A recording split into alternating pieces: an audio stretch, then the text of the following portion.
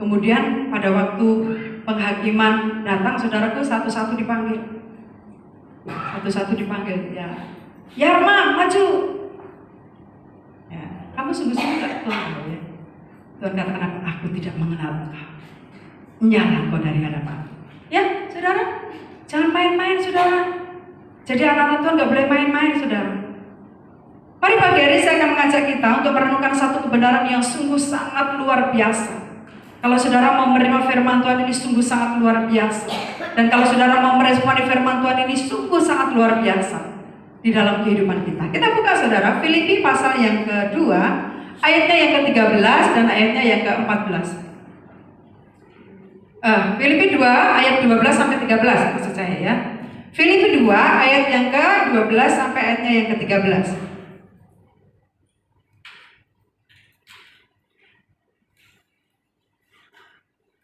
Saudara, jangan kita main-main dengan keselamatan yang Tuhan sudah berikan di dalam hidup kita. Amin. Saat kita pertama menerima Yesus sebagai Tuhan dan Juru Selamat, saudaraku, keselamatan sudah menjadi milik kita. Tetapi saudaraku, dikasih oleh Tuhan, keselamatan itu bisa hilang. Benar gak, saudara? Menurut saudara, keselamatan itu bisa hilang gak, saudara? Ya, keselamatan itu bisa hilang, saudara. Mari kita akan baca ayat ini. Filipi pasal yang kedua, ayat yang ke-13 sampai ayatnya yang ke-12 dan 13, saudara, firman Tuhan mengatakan, hai saudara-saudaraku yang terkasih, kamu senantiasa taat. Karena itu tetaplah kerjakan keselamatanmu dengan takut dan gentar. Bukan saja seperti waktu aku masih hadir, tetapi terlebih pula sekarang waktu aku tidak hadir. Karena Allah yang mengerjakan di dalam kamu baik kemauan maupun pekerjaan menurut kerelaannya. Bapak Ibu yang dikasihi oleh Tuhan, dari teks firman Tuhan yang kita baca ini, saudaraku, cukup kita melihat dengan jelas bahwa inti pembicara di dalam ayat ini adalah berbicara tentang apa, saudaraku? Kerjakan keselamatanmu, ya. Kerjakan keselamatanmu, saudara dikasihi oleh Tuhan. Tadi di awal saya bilang bahwa keselamatan itu, saudara dikasihi oleh Tuhan, bisa hilang dari dalam kehidupan kita anak-anak Tuhan kalau kita tidak memeliharanya, saudara dikasihi oleh Tuhan. Ya, ada ilustrasi, saudara dikasihi oleh Tuhan, ada seorang pengemis yang setiap hari dia itu berada di pinggir jalan. Dia dengan pakaian yang compang-camping, kemudian dia makannya juga makanan-makanan yang saudara dikasihi oleh Tuhan, bekas kayak begitu, saudara dikasihi oleh Tuhan. Pada suatu hari dia itu mendapatkan lotre, mendapatkan hadiah 1 miliar, saudara dikasihi oleh Tuhan. Wow, orang yang melihatnya, wow, luar biasa ini pengemis ini. Pasti nanti dia kehidupannya berubah. Yang tadinya dia di pinggir jalan, yang tadinya dia memungutin makanan-makanan bekas, pasti nanti di hidupnya pasti berubah. Saudara, orang semuanya lihat geleng-geleng, luar biasa. Tapi saudara dikasihi oleh Tuhan, apa yang terjadi? Seorang pengemis itu setelah dia mendapatkan uang 1 miliar, saudara dikasihi oleh Tuhan, hidupnya tetap seperti itu, saudara. Dia tetap di pinggir jalan, dia tetap makan makanan sisa, makanan bekas, bajunya tetap sobek-sobek, saudara dikasihi oleh Tuhan. Uang yang 1 miliar dimiliki itu, saudara dikasihi oleh Tuhan, didiamkan begitu saja, saudara. Nah, saudara, dari ilustrasi ini menjadi renungan di dalam kehidupan kita. Saat kita menerima Yesus sebagai Tuhan dan Juru Selamat di dalam kehidupan kita, saudara, kita ini sudah menjadi warga kerajaan Allah. Nah, pada saat kita menjadi warga kerajaan Allah, saudara dikasihi oleh Tuhan, tentunya kehidupan kita juga harus berubah, kan? Benar nggak, saudara? Kalau saudara diangkat menjadi anaknya raja loh, kayak gitu, Hamengkubuwono di Jogja kayak gitu, saudara dikasihi oleh Tuhan. Kemudian saudara tinggal di istana. Apakah saudara tetap akan melakukan seperti biasa saudara hidup di rumah? Saya rasa enggak, saudaraku, akan berubah, saudaraku. Cara hidup saudara, cara berpakaian saudara, ya, bahkan makanannya pun juga harus berbeda, harus menyesuaikan dengan makanan yang ada di istana, saudaraku. Demikian juga hidup kita, saudara. Saat kita menerima Yesus sebagai Tuhan dan Juru Selamat di dalam hidup kita, saudaraku, kita ini adalah warga kerajaan Allah. Kita ini sudah mendapatkan keselamatan yang ada di dalam Tuhan. Nah, oleh sebab itu, saudaraku dikasihi oleh Tuhan, keselamatan yang Tuhan sudah berikan di dalam kehidupan kita melalui pengorbanannya di atas kayu salib, saudara dikasih oleh Tuhan, mari kita pelihara, kita jaga, supaya keselamatan itu tidak hilang dari dalam kehidupan kita, saudara dikasih oleh Tuhan. Ada banyak orang yang hari-hari ini mereka santai-santai di dalam kekristenan mereka. Saudara renungkan di dalam ayat ini, saudara dikasih oleh Tuhan, begitu kerasnya Rasul Paulus memberikan firman ini kepada jemaat yang ada di Filipi, saudaraku. Dikatakan di dalam ayat ini apa, saudara dikasih oleh Tuhan? Hai saudara-saudara yang kekasih, kamu senantiasa taat, karena itu tetaplah kerjakan keselamatanmu dengan apa, saudara? Takut dan gentar. Bukan dengan santai-santai, saudara dikasih oleh Tuhan. Ya, dengan takut dan gentar. Tidak dengan semenyedewe, tidak dengan santai-santai, saudara dikasih oleh Tuhan. Firman Tuhan pagi hari tegas, saudaraku. Saya berharap, saudaraku, saat kita mendengarkan firman Tuhan ini, kita meresponi dengan benar. Amin. Ya, kita meresponi dengan benar, saudara. Sebab bukan saatnya lagi kita menjadi anak Tuhan santai-santai di rumah, ongkang-ongkang kaki di rumah. Sudah waktunya ibadah, dia ongkang-ongkang kaki di rumah, tidak mau ibadah karena malas, karena bebe, karena marah, karena kecewa dan lain sebagainya. Bukan saatnya, saudara dikasih oleh Tuhan. Hari-hari ini sudah menjelang akhir zaman, saudara. Saudara lihat di luar, harga-harga sudah naik semuanya. Firman Tuhan sudah mengatakan, saudara. Firman Tuhan sudah menulis semuanya. Ya. Jadi ini hari-hari ini menjelang kedatangan Tuhan Yesus, akhir zaman, saudara. Ada begitu banyak kejadian yang di luar nalar kita, saudara. Ya, kalau kita sebagai anak-anak Tuhan sudah memiliki keselamatan, kita santai-santai, kita ongkang-ongkang kaki di rumah, saudaraku. Saudara tidak mau setia kepada Tuhan, cilaka, saudara. Akhirnya Tuhan katakan, aku tidak mengenal engkau, nyala engkau dari hadapan. Bapak Ibu yang dikasih oleh Tuhan, begitu tegasnya di dalam ayat ini. Kerjakan keselamatan itu dengan takut dan gentar. Apa artinya mengerjakan keselamatan, saudara? Yang pertama, apa itu arti mengerjakan keselamatan? Ya, kita melihat di dalam ayat ini, saudara, kita harus mengakui bahwa keselamatan yang kita miliki itu, saudara, firman Tuhan juga mengatakan bahwa keselamatan yang kita miliki itu bukan hasil daripada jerih kita, saudara. Kita tahu bahwa semua orang sudah berbuat dosa. Roma pasal 3 ayat yang ke-23. Karena semua orang telah berbuat dosa dan telah kehilangan kemuliaan Allah. Kemudian ayat 24-nya mengatakan, dan oleh kasih karunia telah dibenarkan dengan cuma-cuma karena penebusan dalam Kristus Yesus. Bapak Ibu yang dikasih oleh Tuhan, betapa luar biasanya Allah itu. Semua orang sudah jatuh di dalam dosa, saudara dikasih oleh Tuhan.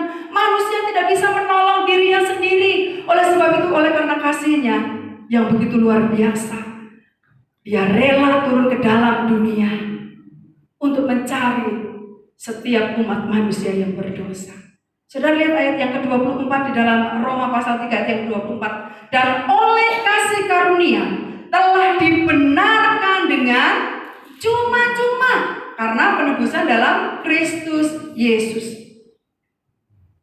Ya, saudara dikasih oleh Tuhan, kita diselamatkan oleh karena penebusan di dalam Yesus Kristus. Jadi bukan karena kita berbuat baik, saudara dikasih oleh Tuhan. Ya, kalau misalkan keselamatan kita dihitung dari perbuatan baik kita, saudara dikasih oleh Tuhan, bagaimana dengan orang-orang yang tidak mampu, saudara? Bagaimana dengan orang-orang yang tidak memiliki uang, mereka yang tidak memiliki, ya saudaraku yang dikasih oleh Tuhan. Tetapi saudaraku dikasih oleh Tuhan, keselamatan yang Tuhan berikan di dalam kehidupan kita, firman Tuhan katakan adalah cuma-cuma. Semua itu adalah kasih karunia yang daripada Tuhan. Jadi tidak ada satupun yang dapat kita megahkan, yang dapat kita sombongkan dalam hidup ini. Karena apa, saudaraku? Keselamatan itu adalah kasih karunia. Nah, oleh sebab itu, saudara dikasih oleh Tuhan, oleh karena keselamatan itu adalah kasih karunia, oleh sebab itu mari kita akan memelihara, kita akan jaga keselamatan itu dengan baik di dalam diri kita. Amin. Mari kita jaga, mari kita kerjakan keselamatan itu. misalkan diberikan kepercayaan untuk mengelola sawah, saudara. Misalkan saya punya sebidang sawah, kemudian saya serahkan kepada Pak Erwin. Pak Erwin, aku punya sawah nih. Pak Erwin kelola ya. Kalau Pak Erwin santai-santai, saudara, dia mendapatkan hasil nggak? Tidak. Ya, sawah itu harus diolah. Ya, sawah itu harus, ya gimana caranya supaya menghasilkan padi yang baik, bagaimana caranya. Jadi dia harus bekerja keras, saudara, dikasih oleh Tuhan. Demikian juga dengan keselamatan yang Tuhan berikan di dalam hidup kita, saudara. Memang kita sudah diselamatkan, saudara. Ya, memang kita sudah diselamatkan saat kita menerima Yesus sebagai Tuhan dan Juru Selamat di dalam hidup kita, saudara. Memang kita sudah diselamatkan. Tetapi saudara dikasih oleh Tuhan, kita harus menjaganya. Sehingga pada akhirnya nanti, saudaraku, pada titik di mana kita harus berhadapan dengan Allah kita, Allah Bapa di surga. Ya, waktu kita dipanggil oleh Tuhan, saudara. Sehingga benar-benar keselamatan itu nyata di dalam hidup kita. Kalau saat ini kan kita masih hidup di dalam dunia ya, saudara dikasih oleh Tuhan. Ya, kita masih hidup di dalam dunia. Tapi ada saatnya di mana kita harus mempertanggungjawabkan hidup kita di hadapan Tuhan. Ada saatnya kita harus mempertanggungjawabkan hidup kita di hadapan Tuhan. Bagaimana kita mengelola keselamatan itu, bagaimana kita menjaga keselamatan itu, kita harus mempertanggungjawabkan di hadapan Tuhan. Ya, jadi masing-masing kita harus mempertanggungjawabkan di hadapan Tuhan. Gak bisa. Oleh sebab itu Rasul Paulus tadi katakan, gak bisa kita santai-santai, gak bisa kita ongkang-ongkang kaki saja sebagai anak-anak Tuhan, sebagai orang yang percaya. Mungkin pikirannya, aku sudah diselamatkan ini, ya, aku sudah diselamatkan ini. Mau ke gereja, mau aktif, mau sungguh-sungguh kepada Tuhan, aku sudah diselamatkan ini. Tunggu dulu, saudara dikasih oleh Tuhan. Tunggu dulu. Jangan harap kalau saudara tidak bisa memelihara keselamatan itu, akhirnya saudara juga di sana masuk ke dalam kerajaan Allah. Ya. Tapi mari kita akan kerjakan keselamatan itu, saudara, dengan takut dan gentar. Ya, mari kita jaga keselamatan itu dengan takut dan gentar, saudara dikasih oleh Tuhan. Kita pelihara, saudara, keselamatan itu. Sekarang bagaimana? Bagaimana cara mengerjakan keselamatan itu, saudara dikasih oleh Tuhan? Ya, kembali dalam ayat yang ke-12 tadi. Kita utak-utak ayat yang ke-12 ini, saudara, karena begitu luar biasa. Ayat 12 ini mengatakan, hai saudara-saudaraku yang kekasih, kamu senantiasa taat, karena itu tetaplah kerjakan keselamatanmu. Saudaraku, di dalam ayat ini, saudaraku, ada kalimat yang mengatakan senantiasa dan tetaplah. Jadi kalau kita simpulkan, saudaraku, bagaimana cara kita mengerjakan keselamatan itu adalah dikerjakan dengan terus menerus. Amin. Jadi ibaratnya, saudaraku, dikasih oleh Tuhan ada progres yang sering saya katakan. Ada progres terus menerus. Jadi tidak hanya cukup, aku udah diselamatkan, aku santai-santai aja. Enggak, saudara. Di dalam ayat ini dikatakan senantiasa dan tetaplah. Ya, saudara-saudaraku yang dikasih, kamu senantiasa taat, karena itu tetaplah kerjakan keselamatanmu. Ya, dalam ayat ini dikatakan senantiasa dan tetaplah. Ini berbicara adalah tentang bagaimana kita harus terus menerus. Kita tidak boleh puas dengan rohani kita, saudara. Kita tidak boleh puas hanya sekedar menjadi orang Kristen. Amin. Kita tidak puas hanya KTP kita Kristen, saudara dikasih oleh Tuhan. Tetapi keselamatan itu harus terus menerus kita kerjakan.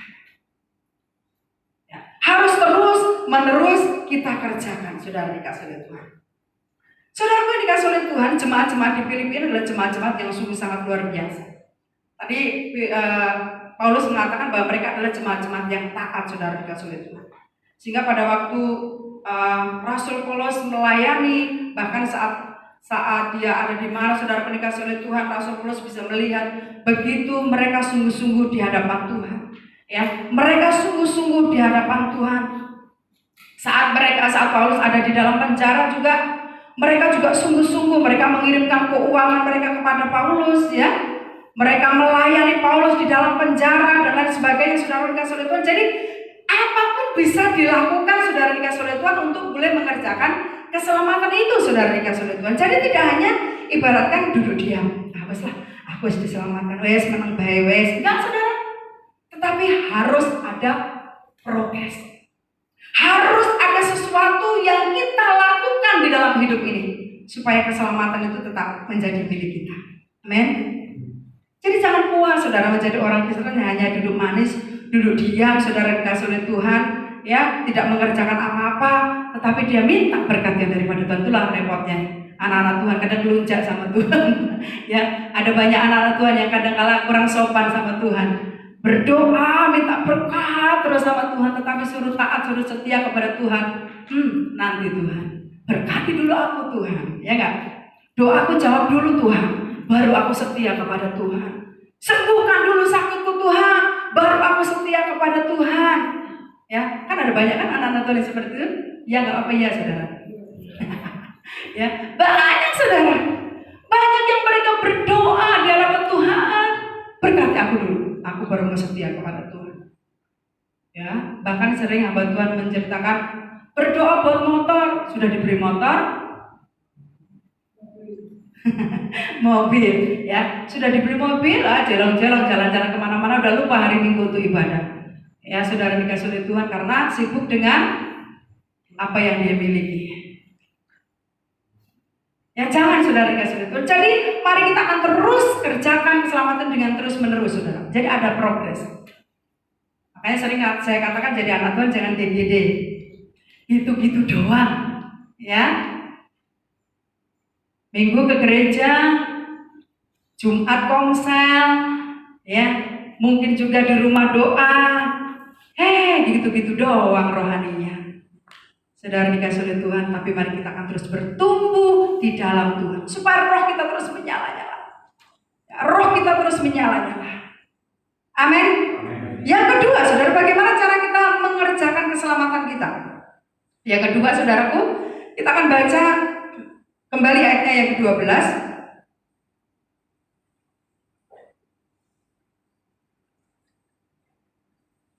Ya. Di dalam ayat yang terakhir dikatakan, karena itu tetaplah kerjakan keselamatanmu dengan takut dan gentar, bukan saja seperti waktu aku masih hadir, tetapi terlebih pula sekarang waktu aku tidak hadir. Saudara, mengerjakan keselamatan ini dikerjakan, saudaraku, tanpa kita bergantung pada orang lain. Amin. Tanpa kita bergantung kepada orang lain. Jadi pribadi lepas pribadi, kita bertanggung jawab atas diri kita. Amin. Dikatakan di dalam ayat ini, Paulus mengatakan bukan saja seperti waktu aku masih hadir, tetapi terlebih pula sekarang waktu aku tidak hadir. Rasul Paulus mengingatkan kepada jemaat-jemaat di Filipi, waktu jemaat-jemaat di Filipi bersama-sama dengan Paulus, mereka taat, saudara. Mereka setia kepada Tuhan. Mereka kemana-mana pokoknya hayo, kayak gitu, saudaraku. Paulus mengingatkan kepada mereka, jangan hanya waktu aku ada di tengah-tengah kamu taat, tapi saat aku tidak ada bersama-sama dengan kamu harus tetap taat. Artinya, saudara dikasih oleh Tuhan, kita harus taat tanpa bergantung dengan orang lain. Maksudnya apa, saudara dikasih oleh Tuhan? Dalam satu keluarga mungkin suami istri, anak-anak, lihat bapaknya gak setia, ibunya harus setia. Jangan lihat, gak setia, aku juga ikut-ikutan. Mamanya gak setia, anaknya harus setia. Amin. Karena keselamatan itu pribadi-pribadi, tidak bergantung dengan orang lain. Ya gak, saudara? Penghakiman itu nanti tanggung jawabnya pribadi-pribadi, saudara. Makanya kalau ada orang yang bilang, oh nanti anakmu, oh ya, saya itu jadi ingat kemarin ada seseorang saudara sepupu datang ke sini, saudara, ke tukang pijat dari daerah Semanda sana, menawari pijat, saudara, dikasih oleh Tuhan, dia nawari pijat. Kemudian cerita, ternyata dia dulu anaknya sekolah di Budi Asih di sini, saudaraku, dan ternyata sama ya dengan OO dulu ya, anaknya itu sudah dikasih oleh Tuhan. Dia katakan apa, saudara? Oh, anak kita kita itu anak yang luar biasa, Bu. Nanti anak kita itu dia yang akan berdoa buat kita, Bu, supaya kita selamat. Ibu harus percaya loh itu, kayak gitu. Itu anak itu istimewa, dia yang nanti bisa menyelamatkan kita, Bu. Nah, aku kaget gitu. Dia yang bisa menyelamatkan kita, benar, Bu. Ibu harus percaya, Ibu yakin deh, kayak gitu. Saudara, begitu dia bilang, saudara. Tapi ingat, saudara, keselamatan itu pribadi-pribadi kita masing-masing, ya. Kita nggak bisa bergantung dengan orang lain. Ya nggak, saudara, nggak bisa kita bergantung, mamaku dulu mamaku atau dulu orang tuaku Kristen. Itu kan dulu, saudara. Orang tua saudara Kristen, kalau saudara tidak percaya kepada Tuhan juga saudara binasa. Ya, sebab keselamatan itu pribadi-pribadi. Rasul Paulus mengingatkan kepada jemaat di Filipi, ya, tetap kerjakan keselamatanmu, tetap sungguh-sungguh kepada Tuhan, tetap berdoa, tetap ibadah, sekalipun tidak dikunjungi oleh ibu gembala. Ibaratnya seperti itu. Amin, saudara? Amin. Sekalipun mungkin saya jarang kunjungin saudara, tapi keselamatan itu pribadi-pribadi. Amin. Mbok saya mau kunjungi saudara sehari 10 kali ke rumah saudara, ngajak pujian penyembahan. Kalau saudara sendiri tidak mau berubah, saudaraku yang dikasih oleh Tuhan, ya nyuruh saya, Bu, saudara, tidak akan ada hasilnya. Tapi kalau kita memiliki kerinduan, benar-benar memiliki hati yang haus dan lapar, oh iya ya, aku tuh sudah diselamatkan. Jadi aku nggak boleh main-main dalam hidup ini. Aku harus pelihara imanku, aku harus pelihara keselamatan itu, ya. Itu harusnya yang ada di dalam hati dan pikiran kita sebagai anak-anak Tuhan. Ingat, saudara, tidak semua orang menerima keselamatan seperti kita. Amen. Mereka masih berdoa, tunjukkanlah, ya, jalan yang lurus, saudara. Kita sudah tahu jalannya, saudara. Firman Tuhan mengatakan, dan keselamatan tidak ada di dalam siapapun juga. Di bawah kolong langit ini tidak ada nama lain yang olehnya kita bisa diselamatkan. Hanya ada di dalam Yesus. Saudara dikasih oleh Tuhan, jelas sekali bahwa keselamatan hanya ada di dalam Yesus Tuhan. Nah, itu sudah menjadi milik saudara. Amin. Sudah menjadi milik kita, saudara dikasih oleh Tuhan, yang ada di dalam Yesus. Jadi saudara yang dikasih oleh Tuhan mengerjakan keselamatan tidak bergantung, tidak boleh bergantung dengan orang lain. Kita akan tetap rajin, kita akan tetap aktif, kita akan tetap menyala-nyala, saudara dikasih oleh Tuhan. Sekalipun mungkin saudara dikasih oleh Tuhan, saya sebagai gembala lupa mengingatkan saudara. Ayo Bapak Ibu setia, ayo Bapak Ibu ke gereja. Saudara, namanya saya pendeta juga masih manusia, saudara. Dan saya itu mohon maaf, hari seminggu ini khususnya saudaraku, sepertinya saya itu banyak sekali pekerjaan yang harus saya ini, saudara dikasih oleh Tuhan. Hari Selasa itu ada Zoom, ya, mimpin Zoom. Setelah Zoom jam 10 sudah ada yang janji mau datang. Sudah kayak gitu jam berapa ada janji lagi yang mau datang. Saudara dikasih oleh Tuhan, sampai akhirnya sore harus nganter Quinsa. Kemudian demikian juga dengan hari Rabu, sudah ditata kayak begini-gini. Ada saja saudaraku dikasih oleh Tuhan, ya. Jadi saudara dikasih oleh Tuhan, saya itu mohon maaf, mohon pengertiannya, mohon sabar. Satu orang pikirannya kemana-mana, saudara dikasih oleh Tuhan. Sampai kemarin saudaraku ngetik apa itu seminar itu aja saya tidak perhatikan, ternyata ketikanya salah di grup pendeta-pendeta, saya diprotes, saudaraku. Ini departemen apa ya, Bu? DKDW. Oh ya, maaf Pak. Aduh ya ampun, mohon maaf, saudara. Saudara dikasih oleh Tuhan. Jadi mari saudara dikasih oleh Tuhan, mari kita akan bertumbuh di dalam iman kita tanpa bergantung kepada orang lain. Amin. Tanpa bergantung kepada temanmu. Kalau temanmu kanan kiri tidak setia, tidak datang, saudara jangan lemah. Kayak nggak datang, ya wes lah, aku nggak usah datang. Hei, saudara, berkat untuk pribadi-pribadi. Amin. Hanya orang yang sungguh-sungguh mencari Tuhan, yang sungguh-sungguh setia kepada Tuhan, yang akan menerima upah yang daripada Tuhan. Bagaimana dengan mereka yang santai-santai? Bagaimana mereka yang mengerjakan keselamatan dengan santai-santai, saudara dikasih oleh Tuhan? Tanggung jawab mereka di hadapan Tuhan. Ya, tanggung jawab mereka di hadapan Tuhan. Tapi mari kita yang sudah mendengarkan firman Tuhan, pagi hari ini saudara, maukah kita mengerjakan keselamatan yang sudah kita miliki itu saudara dikasih oleh Tuhan. Ya, tahukah kita? Kemudian di dalam ayat ini dikatakan kerjakan keselamatan itu juga dengan takut dan gentar. Ya, tadi saya sudah katakan. Dengan takut dan gentar, saudara, bukan berarti kita kayak gitu sih, tidak, saudara. Kemarin ada pertanyaan dari Cikani. Yang dimaksud takut akan Allah itu bagaimana sih, Kak? Ya gitu ya. Benar ya, Kak Cikani ya? Tanya sama Kak Lius tanya sama saya. Menurut kamu bagaimana? Takut kepada Tuhan itu bagaimana? Atau keweden kayak gitu? Atau bagaimana? Ya?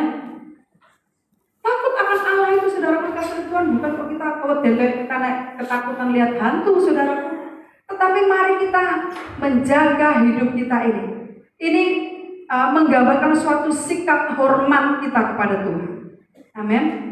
Menggambarkan suatu sikap yang hormat kepada Tuhan. Itulah takut akan Tuhan. Selama kita mengerjakan keselamatan ini saudara dikasih oleh Tuhan, mari kita akan menjaga hidup kita, menjaga kekudusan hidup kita. Ingat saudara, Allah kita adalah Allah yang kudus. Hanya orang-orang yang berkenan kepada Allah, yang menjaga kehidupannya, yang bisa berjumpa dengan Dia. Amin. Hanya orang-orang yang hidup kudus, hidup benar, yang akan bertemu dengan Dia. Sebab Dia adalah Allah yang kudus, saudara dikasih oleh Tuhan. Ya, Dia adalah Allah yang kudus. Kalau di dalam Alkitab bahasa Jawa, saya kebetulan punya aplikasi Alkitab bahasa Jawa, saudara dikasih oleh Tuhan. Saya buka dulu sebentar ya saudara. Ini tadi sebentar ini kok. Saya kemarin sempat membaca saudaraku Alkitab bahasa Jawa, saudaraku, di dalam kitab Filipi pasalnya yang kedua. Sebentar saudara yang tidak tahu bahasa Jawa ya, tadi sudah baca itu ya. Filipi pasal yang kedua ayatnya yang ini saya bacakan. Filipi 2 ayat berapa tadi? 12 ya. 12. Ini saya bacakan dalam bahasa Jawa. Saudara, begini dalam bahasa Jawa begini. He para sadulur kang kinasih, kowe iku tansah padha mituhu. Mulane padha tansah udinen karahayonmu kalawan wedi lan geter. Ora mung kaya nalika aku isih ana ing tengah-tengahmu, nanging luwe-luwe saiki ing wektu aku ado karo kowe. Ya, dikatakan dalam ayat ini, mulane padha tansah udinen karahayonmu kalawan wedi lan geter. Dengan takut dan gentar, maksudnya seperti itu saudara dikasih oleh Tuhan ya. Itu bahasa Jawanya saudara dikasih oleh Tuhan. Dengan takut dan gentar, maksudnya seperti itu di dalam bahasa Jawa. Dalam bahasa Indonesia sehari-hari saudara dikasih oleh Tuhan, dikatakan kalian sudah diselamatkan oleh Allah, jadi berusahalah terus supaya kesejahteraanmu menjadi sempurna. Lakukanlah itu dengan hormat dan patuh kepada Allah. Artinya saudara dikasih oleh Tuhan, dengan takut dan gentar kepada Allah, kita melakukannya itu dengan hormat dan patuh kepada Allah. Jadi maksudnya adalah ketaatan kita kepada Allah. Amin. Ketaatan kita kepada Allah. Mari kita lebih taat lagi kepada Tuhan. Menjadi anak-anak Tuhan yang lebih taat lagi kepada Tuhan.